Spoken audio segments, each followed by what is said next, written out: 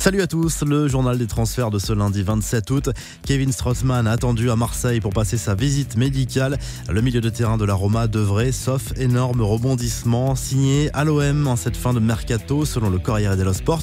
Le montant du transfert devrait avoisiner les 25 millions d'euros, plus 3 à 5 millions de bonus selon les sources. Un contrat de 5 ans attend l'international néerlandais qui devrait toucher 4,5 millions d'euros net par saison à Marseille.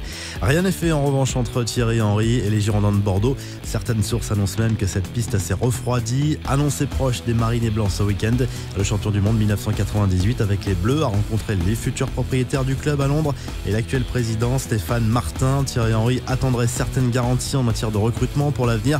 La situation pourrait se décanter en milieu de semaine selon l'équipe qui précise que Bordeaux a activé d'autres pistes en parallèle, notamment celle de Claudio Ranieri et du Brésilien Ricardo.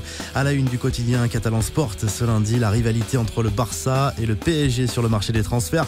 Les deux clubs se rendent coup pour coup. On se souvient du faux départ de Verratti en Catalogne l'an dernier, puis de l'arrivée de Neymar dans la capitale française. Cet été, le champion de France reproche au Blaugrana de perturber Adrien Rabiot dans les négociations concernant son éventuelle prolongation au PSG.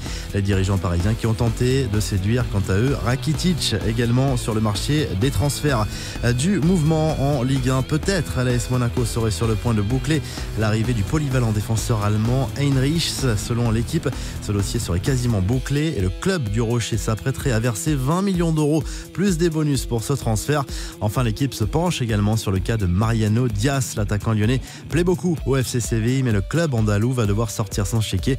Jean-Michel Aulas n'est pas fermé à l'idée d'un départ à condition d'avoir une offre de 40 millions d'euros sur son bureau, un prix jugé trop cher par le FC Séville. Vous retrouvez toute l'actu des transferts sur topmercato.com et à demain pour un nouveau journal du Mercato.